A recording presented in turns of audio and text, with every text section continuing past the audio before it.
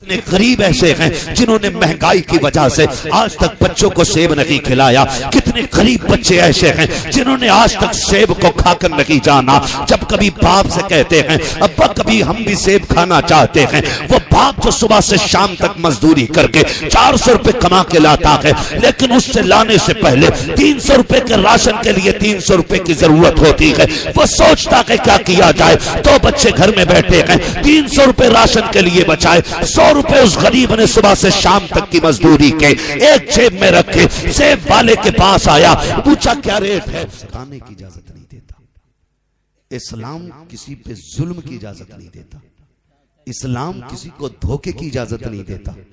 एक दौर ऐसा था जब फारूक आजम कुर्सी पे बैठते थे तो बाजार में जितने लोग आते थे सारे बड़े बड़े फकीह हुआ करते थे। हाँ, उस दौर में गैर आलिम की एंट्री नहीं होती थी बाजार में। जिन्हें बैओ शिरा के मसाइल याद होते थे वही आया करते थे। हाँ, मैं बात नहीं करता किसी की सनत को और काबिलियत को लेकर के, लेकिन एक बात कहना ये चाहता हूं मैं, जिन्हें खरीदो फरोख्त के मसाइल याद होते थे वही आया करते थे। आज कितना बड़ा धोखा है, पके आम ऊपर लगा लेता है और कच्चे आम नीचे। रेट पूछो तो कह रहा 200 रुपए किलो। चल दे भाई 1 किलो दे दे, एक ऊपर से उठाएगा 3 नीचे से निकाल के नीचे डाल दे, काली थैली में भर रहा है। ये दिन में आंखें फोड़ी जा रही, दिन में आंखें फोड़ी जा रही। भाई जो नीचे है वही ऊपर रख, जो ऊपर है वही नीचे रख। धोखा दे के इस्लाम हमारा किसी को आगे बढ़ने की इजाजत नहीं देता। उसूल है इस्लाम के अपने। सच तो यह कह के इस्लाम को लोगों ने समझा नहीं है, जिन्होंने समझ लिया उन्होंने कहा है ला इलाहा इल्लल्लाह मुहम्मदुर रसूलुल्लाह सल्लल्लाहु अलैहि वसल्लम। जो समझ गए वो दामन में आ गए इस्लाम। ये सच्ची बात है, जो समझ गए वो आगे दामन में। लेकिन आज अल्लाह माफ करे, कम कोई नहीं है, सब लंबी लंबी छुरी लेके बैठे। इतनी लाइट लगा लेता दुकान में आके फोड़ने के लिए है। बाहर लिखा या गौसल मदद। 30 रुपए वाला मीटर का कपड़ा 70 में बेच देता है। और सेब बेचने वाले स्टिकर लगा के बेचते। स्टिकर हटा के देखो तो हर स्टिकर के नीचे कोई ना कोई सुराख होगा। जहां दाग होता वहीं स्टिकर मार दिया। चेक करना कभी, जहां दाग देखा वहीं स्टिकर मार दिया। कहां से? कश्मीर से। लेबल लगा के धोखा दे के बेच रहे। समझ रहे ना मेरी बात? ये इस्लाम के उसूल के खिलाफ है। जो दाग है खुला होना चाहिए, जो साफ है वो भी खुला होना चाहिए। हम जानते हैं शाहिद कितने गरीब ऐसे हैं जिन्होंने महंगाई की वजह से आज तक बच्चों को सेब नहीं खिलाया। कितने गरीब बच्चे ऐसे हैं जिन्होंने आज तक सेब को खाकर नहीं जाना। जब कभी बाप से कहते हैं अब्बा कभी हम भी सेब खाना चाहते हैं, वो बाप जो सुबह से शाम तक मजदूरी करके 400 रुपए कमा के लाता है, लेकिन उससे लाने से पहले 300 रुपए के राशन के लिए 300 रुपए की जरूरत होती है। वो सोचता है क्या किया जाए, तो बच्चे घर में बैठे हैं, 300 रुपए राशन के लिए बचाए, 100 रुपए उस गरीब ने सुबह से शाम तक की मजदूरी के एक जेब में रखे। सेब वाले के पास आया, पूछा क्या रेट है, कहा 200 रुपए किलो है। कहा यार 2 बच्चे हैं, 2 सेब दे दिए जाएं। 100 रुपए में 2 सेब चढ़ाए गए। अल्लाह अकबर। जब 2 सेब लेके गरीब खुशी खुशी घर आता है, बच्चों के लिए काटा जाता है। एक मियां बीवी 2 और फिर 2 बच्चे 4 लोग थे। बीवी से कहता शरीक हयात एक काम किया जाए, आधा आधा बच्चों में तकसीम कर दो, आधा आधा हम खा लेते हैं। इत्तेफाक से जब पहला सेब काटा जाता है अंदर से सड़ा हुआ निकलता है। माँ छुपा के साइड से रख देती है, अपने हिस्से का सेब निकाल के काटती है। वो सेब साफ था। उसके बाद बच्चों में तकसीम कर दिया गया आधा आधा। जब बच्चे बच्चे कहते हैं माँ तुम सेब क्यों नहीं खा रही हो, अब्बा तुम तो कमा के लाए हो, आप क्यों नहीं खा रहे हो। तो बाप कहता है बेटे हमारा दिल भरा हुआ है, हम कैसे खाएंगे। अगर ये राज बच्चों पे खुल जाए, अब्बा 2 सेब लेके आया था, एक खराब निकला एक सही निकला, तो तुझे पता है तेरी जिंदगी का क्या बनेगा। तूने करीब से 100 रुपए लेकर के उसको धोखा दे करके जेब में डाल करके खुशी खुशी घर आया।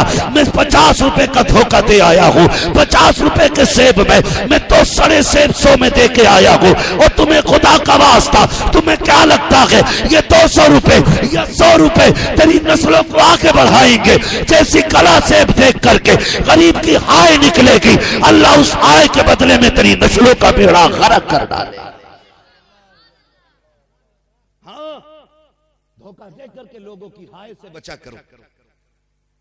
किसी को सदा के बिल्डिंग बना के हाजा मिन फजली रब्बी लिख के तेरी बिल्डिंग जन्नत की नहीं हो जाएगी।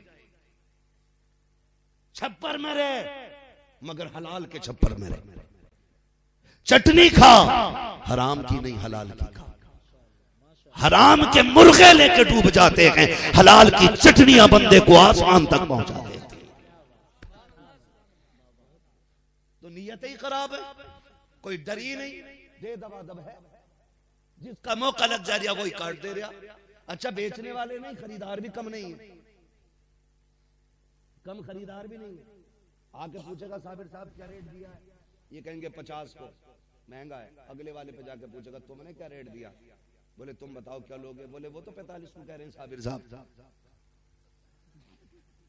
और 5 रुपए कम करके कह दे, वो तो 45 को कह रहे, कहते चल 40 से दे दिया, बोले ना भाई 35 में दे तो बता। अब उससे जाके कह रहा है ना ये 35 में दे रहा, तू कितने में दे रहा। जब एक दौड़ लगती है ना, कंपटीशन, मुकाबला जब होता है तो बंदा फिर घाटे में भी बेच लेता है ताकि ग्राहक न टूटे। ये दोनों को लड़ा के 30 की चीज 25 में लेके घर आ गया, कह रहा खाओ भाई मौज आ गई। आज तो मैंने उलझा दिया दुकान वालों को।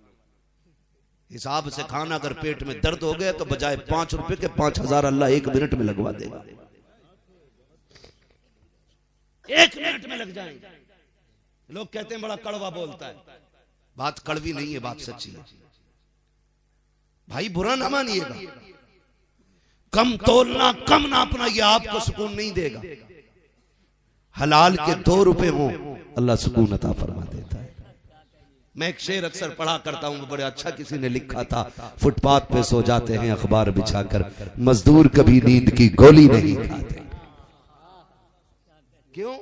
क्योंकि नींद ये बिस्तर की वजह से नहीं, रब के करम से आया करती है।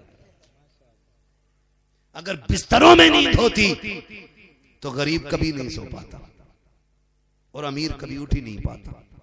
यह एहसान है रब का, उसने पत्थरों में गरीब को नींद दे के जमाने को बताया, नींद बिस्तर से नहीं आती है, नींद हमारे कर्म से आया करती है, कर्म से आया करती है। तो किसी का गला काटोगे, धोखा दोगे, बोलो धोखा दोगे।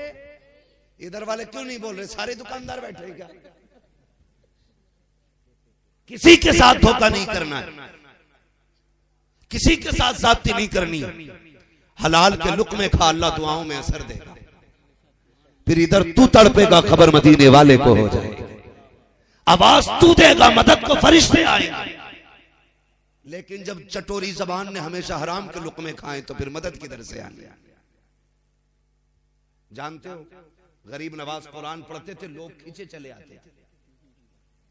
वो तकरीर करते थे तो जंगल में महफिलें सज जाती थी, ना चाहते हुए भी लोग बैठ जाया करते थे। क्यों? क्योंकि ये वो जबान थी जिससे कभी झूठ नहीं निकला था, ये वो जबान थी जिसमें कभी हराम का एक बूंद पानी नहीं आया था, ये वो जबान थी जिसमें कभी हराम का एक दाना तक नहीं आया था। अल्लाह कहता जबान को तू हलाल लुक्मों से पाक रख, तेरी जबान पे सिर्फ हलाल लुक्मे रहने चाहिए, हराम से बचा के जबान को रख। असर इतना दूंगा, आवाज तू देगा, करम फौरन उतार दिया जाएगा। असर ही नहीं। कुरान तो वही है ना जो 1400 साल पहले महबूब के सीने पे उतरा ना, बोले है कि नहीं? वही जोर से बोलो, वही है ना जो 1400 साल पहले महबूब को महबूब पे नाजिल किया गया। कुरान वही है। लेकिन आज ना हम पढ़ते हैं, असर ही नहीं होता। कुरान नहीं बदला है, जुबानें बदल गई। पहले के लोग पढ़ देते थे तो फौरन असर होता था। बहुत सारी ऐसी मिसालें, मगर मेरी आपसे गुजारिश ये है, नौजवानों, कभी हराम के लुकमों की तरफ न जाना, हलाल खाना बड़ी बात है। हलाल रिस्क बंदे को अल्लाह से मिला देता है। महबूब अलैहिस्सलाम ने फरमाया था, अल कासिबु हबीबुल्लाह, मेहनत करने वाला, मशक्कत करके बच्चों को पालने वाला अल्लाह का दोस्त होता है। मजदूरों को इज्जत भी दी मदीने वाले। हाँ, क्या क्या निजाम मेरे महबूब ने कायम न किया। आज लोग चीखते हैं इस्लाम के खिलाफ, मैं कहता हूं पढ़ो तो सही। मेरे महबूब ने क्या कहा? आका करीम ने फरमाया था, मजदूर की मजदूरी पसीना सूखने से पहले दे दिया करो। आज हालात देखे जाएं, हम क्या करते हैं, खेत कटवाने की बारी आती है, मुखिया का 100 बीघे का जंगल है, खेत काटा जा रहा है। एक दिन आके मजदूर कहता है, मुखिया थोड़े से पैसे दे दिए जाएं। चल बे, एक दिन मजदूरी की पैसे लेने आ गया, अभी 8 दिन और काम होना है। 15 दिन काम के बाद कहता है, अभी पैसे नहीं मिलेंगे। हमें सोचना चाहिए यार, अगर इतना गुंजाइश वाला होता तो शायद तेरे खेत में काम करने नहीं आता। तेरी नजर में एक दिन की मजदूरी है, लेकिन किसी के घर का खाना भी तो हो सकता है, किसी की जिंदगी की दवा भी तो हो सकती है, किसी माँ का इलाज भी तो हो सकता है। तुझे क्या लगता है कि एक दिन का तूने नहीं दिया, लेकिन यह भी तो हो सकता है जब ये घर से चला हो तो कह के आया हो, शाम को आऊंगा तो राशन लेके आऊंगा, काम करके आऊंगा, चावल लेके आऊंगा। ये भी तो हो सकता है बच्ची बीमारी में तड़पती हो, रोता हुआ घर से निकला हो, तेरे खेत में मजदूरी करने आया हो और ये कह के बेटी से आया हो, शाम तक सब्र कर ले मेरी शहजादी, शाम को मैं आऊंगा, दवा लेके आऊंगा। तूने तो धक्का दे दिया और तुझे क्या पता, ये भी तो हो सकता है कि तेरे धक्के से किसी का चूल्हा बुझ गया हो। ये भी तो हो सकता है तेरे धक्का देने से कोई गरीब भूखा सो गया हो। ये भी तो हो सकता है तेरी उजरत ना देने से कोई गरीब रात भर दवा के लिए तड़पता रहा हो। महबूब ने इसी के नजरिए से कहा था, आतिल अजीरा उजरता हो कबलान तजफार कहो, मजदूर की मजदूरी पसीना सूखने से पहले दे दो ताकि कोई भूखा ना सो पाए, दर्द से तड़पने ना। ये निजाम इस्लाम ने मुकर्रर किया, लेकिन वाहरे अमीरो, हमने तो गरीबों का खून पी के रख दिया। निजाम बेहतर करो माशरे का, मजदूर की मजदूरी पसीना सूखने से पहले दे दो ताकि कोई तुम्हारी वजह से किसी हराम शय की तरफ न जाए। फर्क इतना है ना, मजदूर अपने बच्चों को बकरे के पाए नहीं खिला सकता, लेकिन इतना जरूर है कि वो भी हलाल की चटनी खिला सकता है। मैं बच्चे बैठे, मैं इनसे बात करूं, खुदा की कसम मुझे छोटे बच्चे बड़े अच्छे लगते हैं। बड़े बूढ़ों का तो मसला ही कोई नहीं। ये तो क्या, मैं मौलवी तो पुरानी हाँकते रहे, लल्ला चाहिए मत मौलवियों को धोरे को, उनके धोरे गया तो कुछ भी ना बने। मैंने कहा जो भी बनना है ना मौलवी के पास आके बनेगा, सीधी सी बात। हाँ, मौलवी कान में अजान ना पड़े तबाही मचा देते, नमाज जनाजा ना पढ़ाए तो बवाल कर देते, और मौलवी को कुछ आता भी नहीं, फिर भी मौलवी को कुछ नहीं आता। मेरे बच्चों, क्या बात कह रहा था मैं, मुझे बच्चे बड़े अच्छे लगते हैं। क्या कहा था मैंने? बच्चे बड़े अच्छे लगते हैं। उसकी वजह क्या है? बच्चे तस्लीम करते हैं बात को। ये वो छोटे पौधे हैं मौलाना जिन्हें हम जिधर चाहें उधर मोड़ सकते हैं। जब कोई पौधा मजबूत और बड़ा दरख्त बन जाता फिर उसे मोड़ा नहीं जा सकता। ये अगर टेढ़ा है तो टेढ़ा ही रहे, ठीक है जी। अगर कोई शुरुआत का पौधा होता है तो हमने अपने बड़ों को देखा, मजबूत लकड़ी बांध के सीधा खड़ा कर देते, बांध देते हैं ताकि ये गिरे ना। होता है कि नहीं? होता है कि नहीं? ऐसा होता है ना। तो इसलिए मैं चाहता हूं हम अपने जवानों पर, अपने बच्चों पर ज्यादा फोकस करें। बड़े बूढ़ों के लिए तो खाली दुआ ही कर लिया करो। हाँ, दुआ कर लिया करो, अल्लाह इन बड़े बूढ़ों को हमारी दुआ के लिए सलामत रखे। ये बुजुर्ग दुआ देते रहे हमारी कौम को, वरना अगर कहीं न्याज हो तो क्या, मैं क्या जरूरत पड़ी है पतीला बनाने की, 2 रुपए की न्याज लिया, लगवा दे छुट्टी। अच्छे एक सोच है, लेकिन ये दौर बदल गया है। अल्लाह इन बुजुर्गों को भी सलामत रखे। बुजुर्ग बड़ी बरकत की चीज होती है। अगर इधर जाऊंगा तो फिर बड़ा वक्त चाहिए, बहुत वक्त चाहिए। बस मैं कुछ समझाना चाहता हूँ मेरे बच्चों, कभी जिंदगी में ना, कभी जिंदगी में हराम के एक लुक्मे की तरफ नहीं जाना है, एक लुक्मे की तरफ नहीं जाना है। अपनी जिंदगी में अल्लाह से दुआएं मांगा करो, अल्लाह हलाल के लुक्मे खिला, हराम से बचा। बहुत गौर से मेरी बात सुने जो मैं कहना चाह रहा हूँ। आज ना कई लोग मुझे फोन कर चुके, नौजवान कहने लगे हजरत मेरे अब्बा को समझाइए। मैंने कहा क्यों? कहा वो रक्षा चलाते हैं और हमें बड़ी गैरत आती है। वो रक्षा चलाते हैं, रक्षा समझते हैं ना? हाँ, चाहे वो पैर वाला रक्षा हो या ऑटो रक्षा। कहते हैं हमें बड़ी गैरत आती है वो चलाते हैं। तो मैंने बड़ी सीधी सी बात कही, मैंने गैरत की क्या बात है? कहते काम बड़ा छोटा है, ये बड़ी बेइज्जती का काम है। मैंने कहा नौजवान जब बाप रात को रक्षा चला के आए ना, उससे ये मत कहना रक्षा ना चलाया करो, वो लेट जाए उसके तलवे दबाने बैठ जाना, तलवे दबाना, कभी कंधे दबाना, उसके चूमना उसके पैरों को और कहना अब्बा तेरा शुक्र, तेरा एहसान है, एहसान है तेरा, तूने मजदूरी करके हमें रक्षा चला के हलाल के लुक़मे खिलाए हैं, किसी का खून बहा के हराम के लुक़मे नहीं खिलाए। बड़ी बात ये नहीं है तुम्हारा बाप 10 लाख की रिश्वत की गड्डी लेके घर में घुसे। बड़ी बात ये नहीं है तुम्हारा बाप लोकल दवा ओरिजिनल के रेट बेच के घर में आए। बड़ी बात यह नहीं है तुम्हारा बाप दलाली करके हराम के पैसे लाए। बड़ी बात यह है कि तुम्हारा बाप घर में आए, कपड़े पसीने में शराब और हो, मिट्टी से बदन लटा हो और मुस्कुरा के मुट्ठी खोल के टाफी दे और ये कहे खुदा का शुक्र है किसी का गला काट के नहीं लाया, अपना पसीना बहा के ले गया। उस बाप का एहसान मानना जिसने रक्षा चला के खिलाया है, लेकिन हराम का किसी का नहीं। इज्जत करना उस बाप की जो मजदूरी करके तुम्हें खिलाता है। वो भी तो ब्याज ले सकता था, वो भी तो शराब का व्यापारी हो सकता था। क्या जरूरत थी सोनी से लेके कमर पर रख के उसे छत पे चढ़ने की? क्या जरूरत थी जब दुनिया साहिबान में थी, वो रक्षे पे 3 सवारी लेकर के खींच रहा था? उसकी यही कोशिश थी, मालिक मैं दिक्कतें उठा लूंगा लेकिन अपनी औलाद को हराम के लुक़मे नहीं खिलाऊंगा। करेंगे इंशाअल्लाह ये काम, अपने बापों की इज्जत करेंगे, कभी मजदूर बाप को जलील मत करना। और ये जो कह देते उसने इतनी बिल्डिंग बनाई, उसने बनाई, तुमने क्या बनाया, कभी ताना ना देना। अगर उसने हलाल के लुक़मे खिलाए हैं तो फिर उसके कदम रोज चूमा करना। ये छप्पर, ये बिल्डिंगें सारी रखी रह जाएंगी, असल बिल्डिंग तो अल्लाह ने जन्नत में बनाई है और हम मुसलमानों का हिस्सा जन्नत ही के अंदर है।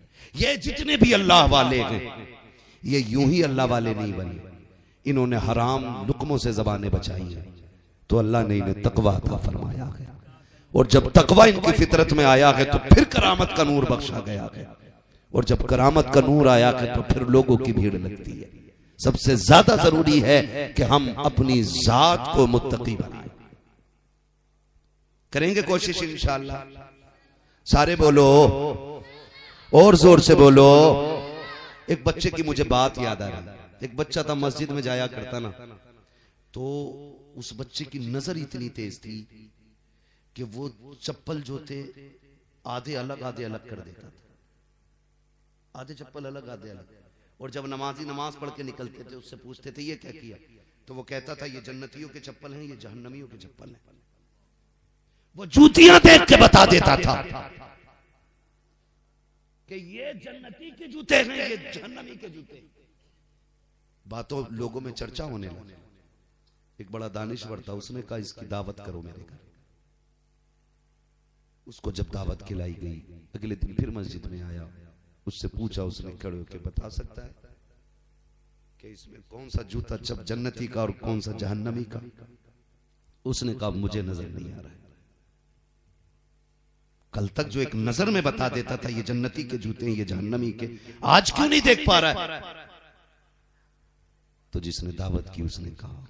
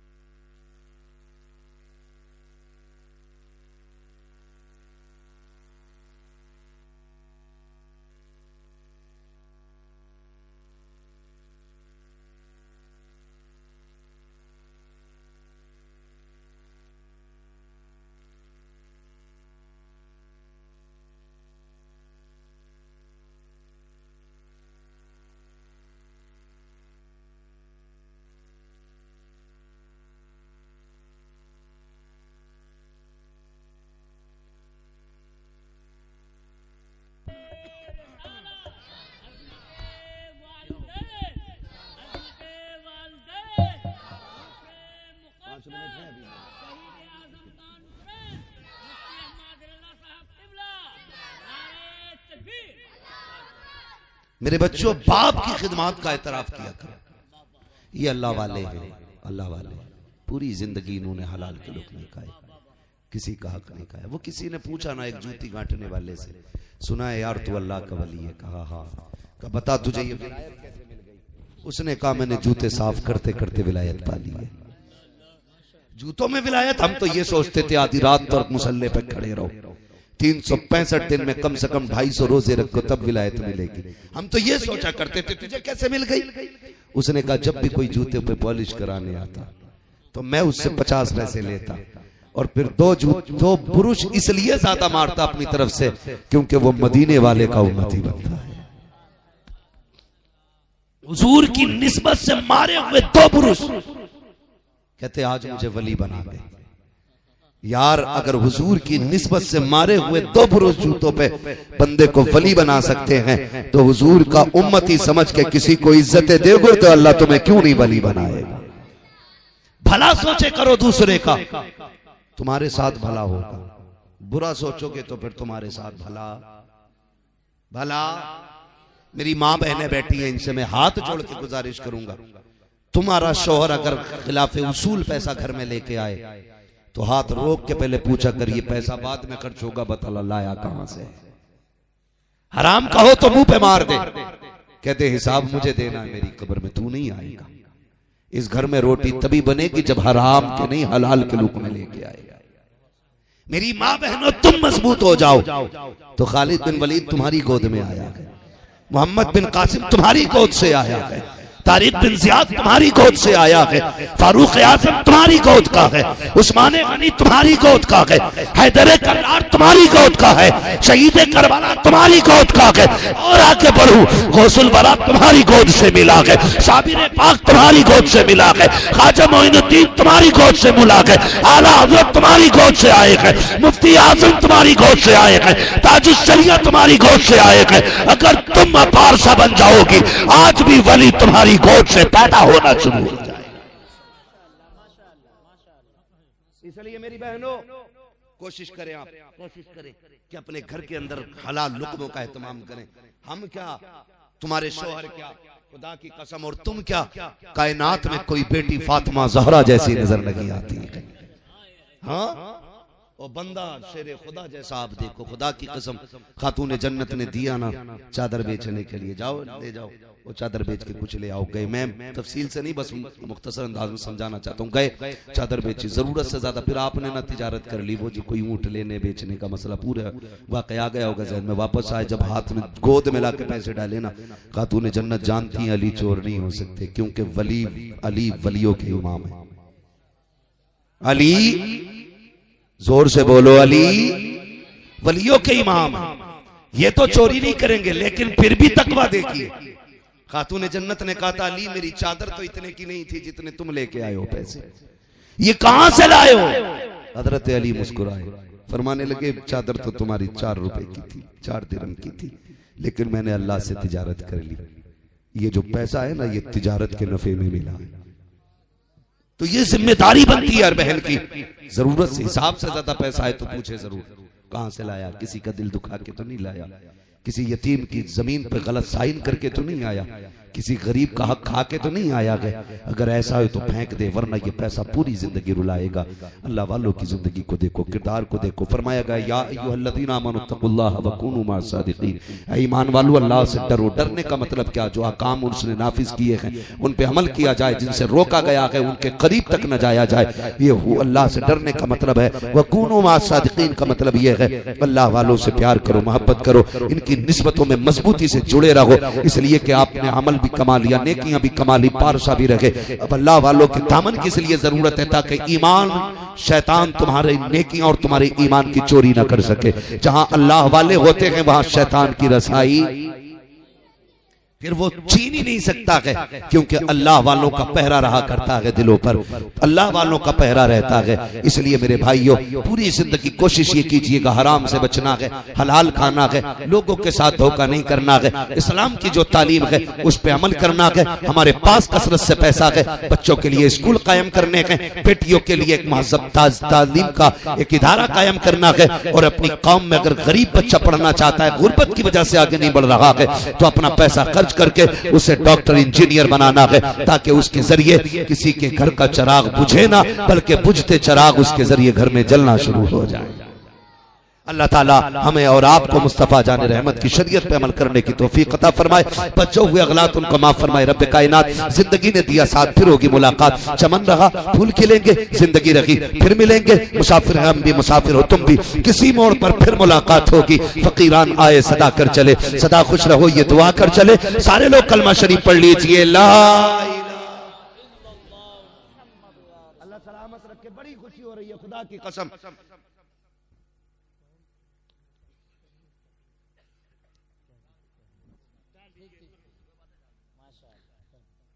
नहीं तो वो तो बहुत लंबा मौजू हो जाएगा, बस मुझे जो मेंबर से हुक्म दिया गया था ना, अल्लाह आपको सलामत, अल्लाह सलामत रखे। जरा कह दे या रसूल अल्लाह, हमें फख्र है कि हम मुसलमान हैं, हमें फख्र है कि हम, सारे बोले हमें फख्र है कि हमें फख्र है कि हम मुसलमान हैं। और मुसलमान होने का सबसे बड़ा फायदा यह है कि महबूब अलैहिस्सलाम ने हमें गंदी चीजों से बचा दिया। हमारी कौम का 5 साल का भी बच्चा है ना, तो उसे भी पता है पाक क्या होता है, नापाक क्या होता है। हमारी कौम के 5 साल के बच्चे को भी पता है।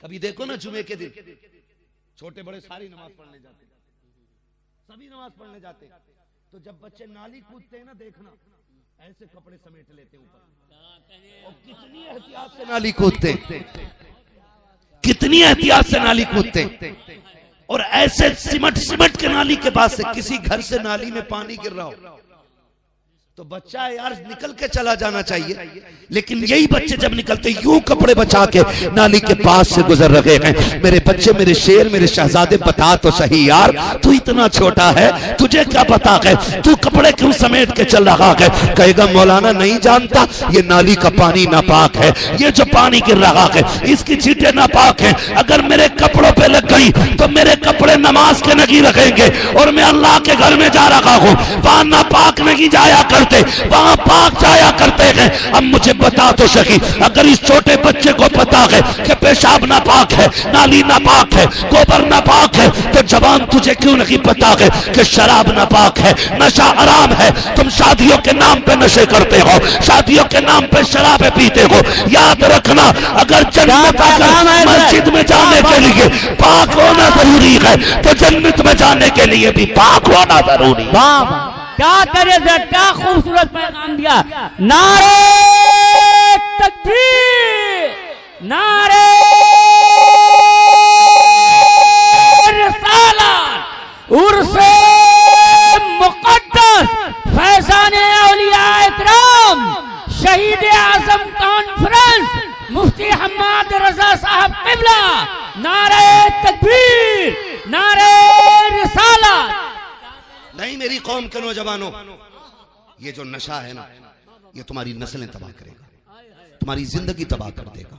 आखिरत के कितने बड़े नुकसानात हैं, ये तो मैं बताऊं तो बड़ा वक्त लगेगा, लेकिन दुनिया भी नुकसानात आप देख लो। अगर कोई बंदा नशा का आदी हो जाता है तो उसके बच्चे उसके नहीं रहते। फिर वो इशारतन समझे, मैं बहुत खुल के बात, मिंबर रसूल है, मैं पूरे लिहाज से बात करना चाहता हूं। इसका भी अपना अदब है, इसका भी अपना वकार है। शराब पीने वालों की नस्लें कभी कामयाब नहीं होती, कभी कामयाब नहीं होती और कभी खुशहाल नहीं होते। शराब पीने वाले कभी कामयाब नहीं होते। शराब पीने वाले के बच्चे अपने बाप से नफरत करते हैं, बीवी शौहर से नफरत करती है, एक कुत्ते से बदतर जिंदगी हो जाती है शराब पीने वालों की। तुम कहां इस गंदे पेशाब से बदतर चीज को होठों से लगाते हो। रब ने तुम्हारे लिए जन्नत में शराब तहूर का इंतजाम किया। तुम कहां बहक गए हो यार? ये वो पी रहे हो जिसे पी के कोई नाली में पड़ा है, कोई गटर में पड़ा है, कोई गंदगी में पड़ा है, कोई गंदगी में लिथड़ा है, तुम उसके चक्कर में हो। रब ने तुम्हारे लिए शराब तहूर की नहर जारी की है। उसने कहा था प्यारे वादा ले, ये दुनिया की गंदी चीज छोड़ दे, दिल और बदन को पाक लेके आ। कब्र में आने के बाद जब जन्नत में आएगा मैं तुझे शराब तहूर के जाम भर भर के पिलाऊं। इसके चक्कर में पड़े हो, इसके चक्कर में पड़े हो। ये वो नशा नहीं जिसे तुलसी उतार दे। तुम कहां बहक गए यार? किधर चले गए? ये किडनी और गुर्दे और फेफड़े खत्म करने के चक्कर में, खत्म करने के चक्कर में हो इन्हें। अगर पी लिए तो आज तौबा कर लो। वो बड़ा करीम है, वो तो कहता हम तो माइल बकरम हैं, कोई साइल ही नहीं, राह दिखलाएं किसे रहरवे मंजिल ही नहीं। वो तो कहता मांग तो सही, तेरे हाथ उठने में देर है, मेरे देने में देर नहीं है। मांग तो सही यार। और तुमने कितनी पी ली होगी यार? गिलास दो गिलास, बोतल दो बोतल, लीटर दो लीटर, 10-5 लीटर। बिशर हाफी का तो पूरा कारखाना शराब का था। लेकिन जब ताइब हुए फिर अल्लाह ने सबसे पहले मस्जिद में उनको खड़ा किया। वो राजी होता है तो दिल फेर देता है यार, दिल फेर देता है। तुम तौबा करो, इसके करीब न जाना। महबूब ने हराम कह दी तो सहाबा ने मटके फोड़ दिए थे रोड पे लाके, मटके फोड़े थे, बड़े बड़े मटके। जब महबूब ने फरमाया हराम है ये, जब शराब हराम कर दी गई ना, उस वक्त का आलम यह था जिनके होठों पे लगे थे जाम छुटा दिए, जिनके मुंहों में भरी थी हलक के नीचे नहीं गई कुल्लियां कर दी, जिनके घरों के अंदर रखी थी भरी हुई मटकों में। और लोकल शराब नहीं थी वो, ऐसी हमारे इंडिया में तो शायद बनती भी ना हो, मिलेगी भी नहीं। जितनी ब्रांडेड शराब वो लोग पीते थे, मगर महबूब ने कहा हराम है तो पानी से ज्यादा गलियों में शराब बह रही थी। किसी अक्लमंद ने आके कहा था ओ यार तुम ये क्यों फेंक रहे हो? तो सहाबा ने कहा था हमारे महबूब ने कह दिया है हराम हो गई है, अब इसे घर में नहीं रखा जाएगा। अक्लमंद ने आके कहा था इतनी कीमती शराब और इसको बाहर रखे हो, बेच दो, कुछ पैसे हाथ लग जाएंगे। आशिकों ने जवाब दिया था तुम नहीं जानते हो जिसे महबूब नजर से गिरा देता है, हम वो तो क्या उससे से मिली हुई चीज को भी घरों से निकाल पाएंगे।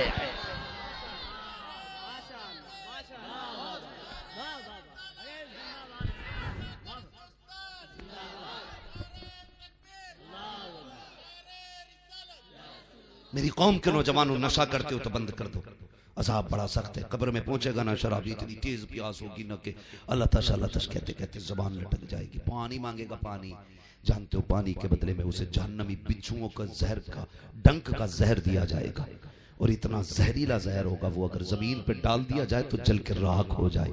एक बूंद से उसके प्याला भर के दिया जाएगा, और इतना खतरनाक होगा खोलता हुआ प्याला। वो प्यास लगी होगी, पानी अल्लाह प्यास प्यास कहेगा, वही प्याला दिया जाएगा। तो जब वो आएगा ना, इतना खोलता हुआ होगा कि उसकी गर्मी से ना ये होठ सुकड़ के माथे तक चला जाएगा, नीचे वाला लटक के नाफ तक आ जाएगा। लेकिन प्यास इतनी होगी कि वो उसको भी पिएगा, मगर खुदा की कसम जब पिएगा तो अंदर का बदन कटेगा और ऐसा तड़पेगा कि वो दर्द का ना कोई बता सकता है, ना कोई हिसाब लगा सकता है। अगर चाहते हो उस अजाब से बचो तो कभी शराब को मुंह मत लगाना, नशे के करीब मत जाना। अगर खुदा तौफीक दे तो वुजू करके वुजू के बाद का बचा हुआ पानी पिया करो। खुदा की कसम अल्लाह ने वुजू के बचे पानी में लज्जतें भी रखी हैं, बरकतें भी रखी हैं। बीमार पी लेता है, शिफा पा जाता है, गुनाहगार पी लेता है, नेकी पा जाता है। इसलिए मेरी कौम के नौजवानों, वुजू का पानी पियो, शराब को फेंको, नशा ना करो। अल्लाह ताला हम सबको महबूब के बताए हुए तरीके पे अमल की तौफीक अता फरमाए। सारे लोग फिर से कलमा पढ़ लीजिएगा, ला इलाहा इल्लल्लाहु मुहम्मदुर रसूलुल्लाह व मा अलैना इल्लल बलाग। अस्सलामु अलैकुम व रहमतुल्लाहि व बरकातहू। ये उर्स पाक जिंदाबाद, पाइंदाबाद, व मा अलैना।